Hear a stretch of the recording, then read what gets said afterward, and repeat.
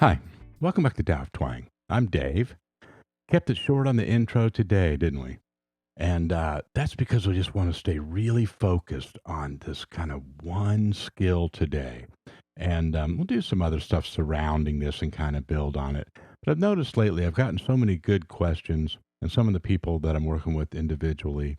The way that things are presented sometimes on the channel, I'm sure on other channels as well, is we're kind of combining, a few different skills and things. That makes sense, right? That's part of the fun and, part of the real kind of, I guess, science of it in a way too, right?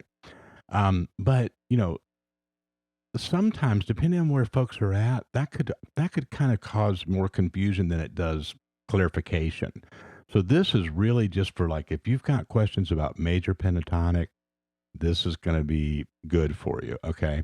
And if you're already pretty familiar with it, there's going to be some ideas in here that you can use, I'm sure. So it's a 2/4. I've used this backing track before. If you recognize it, it's just a good backing track to demonstrate different skills with.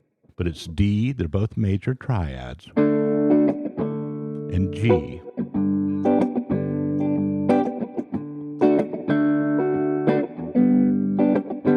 Okay, so today we're using this to demonstrate.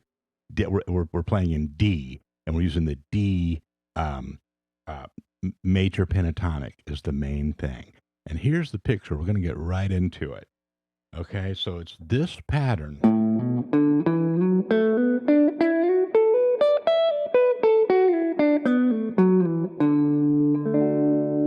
All right, so there I played it just kind of up and down. Now you see the slides on there. When you're going up and down, you might have differences, different preferences, of the fingerings and how you want to, maneuver that, right? And then you can do some hammers and stuff in there too.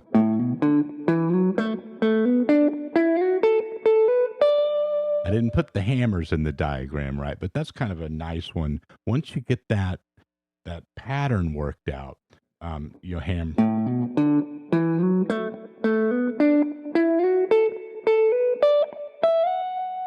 Boodle dot, sliding dot, down a hammer up, sliding up. I guess if we made a little song out of it or something, right?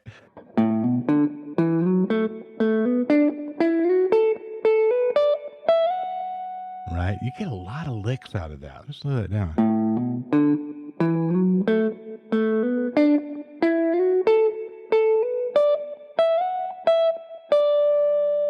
Okay. Now, some of you may have noticed there's one note that I played in that intro in addition to the notes in that scale, in that D major pentatonic, and it's G. Okay. So sometimes when it went to the G, I played the root of that G. I might have done it down here.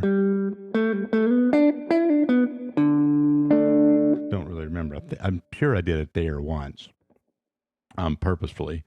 And that's just to show you that all the other notes in this G triad, here's a G triad right here. There's a picture of it, okay? They're already in there.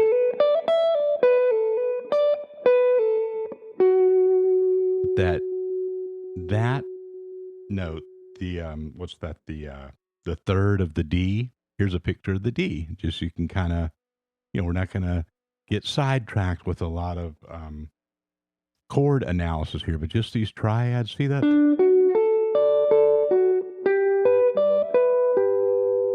There's one difference there. That G's not included in the pentatonic, right? So, don't worry about all the isms and asms of that, but that's why sometimes you just want to land on that G and feature it in there. you're using different kinds of scales that included more notes and things, then that would probably be integrated into it somehow. But that's just one thing that you can add to it, right? Easy to keep track of. And then I'm just going to turn the track on here. And before we get you to the practice loop, this is going to be a quick one because it's really about that pattern right there. I just want to give you some ideas about how to practice this musically right away. Go ahead and work on it off to the side and work out your fingering and stuff and how you want to go up and down that pattern. And then right away, start adding some musical elements. And those can be things as simple as repetition, some bends and things, and some phrasing and some kind of deliberate or mindful pauses. Okay. That sounds like a lot, but here's what that might look like. This is just one person's, interpretation.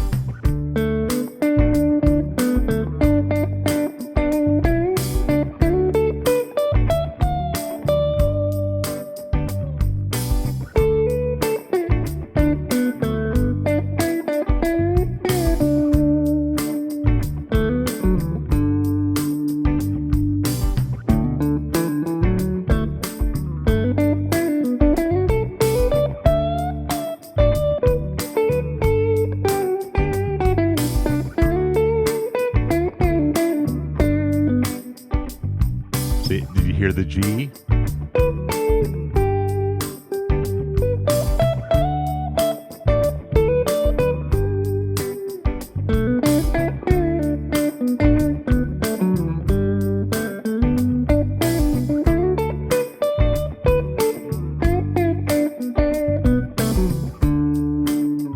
Okay.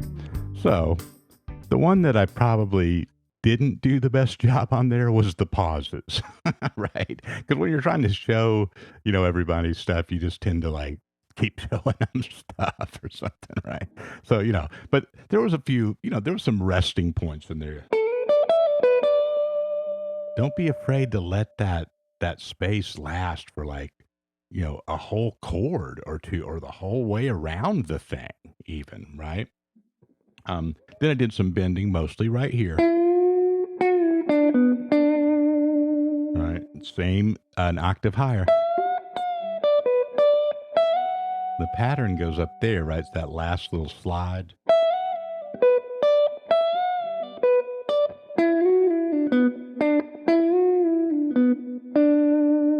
If your bending and stuff feels a little difficult still, or doesn't sound smooth, don't worry, just keep going. Just because you're not going to be able to fix it all in one day, right? So you may as well go ahead and just start, playing and working it in there and let it work itself out as you're doing other things, right? Not something that you can just sit and pound it over and over and fix it, right? You can do a little bit of that, but don't wear yourself out. Then just some repetition.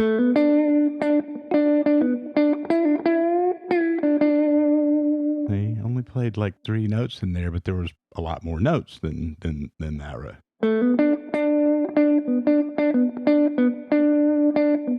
In terms of how many notes were sounded, how many got played, right? But a lot of them were duplicates, right?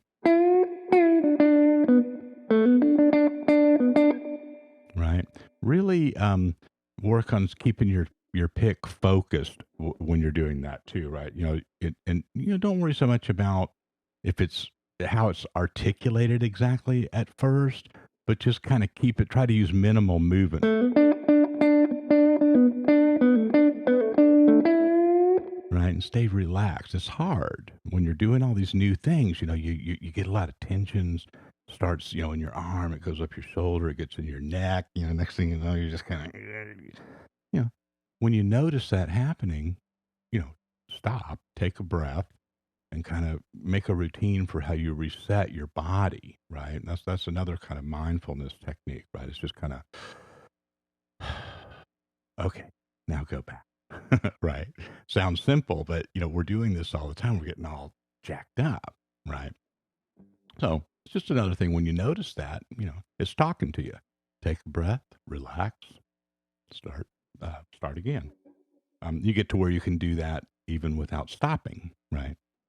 Um, yeah, I think that's it for the embellishment ideas. I don't want to get into too many specific licks because there's a lot of stuff in there in what I just showed you, and especially that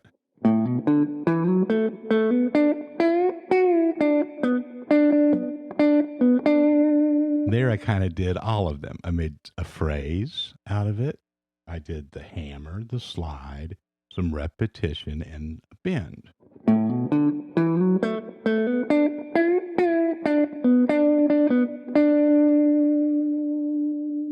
Okay. Um, octave higher. Always check your octaves. um, because you just double your money. You just, go ahead and figure it out. When you go to the higher string, sometimes there's a difference in the pattern, right? Because of that difference between the G and B string. Do the work on that right away, though, because you just kind of, you doubled down on it, right? You've got more stuff going on. A lot of licks really just travel through that 2 octave, feel, right? The kind of familiar Allman Brothers sound, and just kind of running up and down that major pentatonic. It's just a really nice, pretty sound, but it's also real rocky, especially when you stop and bend it in the right places and kind of let things sustain longer. So have fun with this. Let me know how it goes. I'll talk to you soon.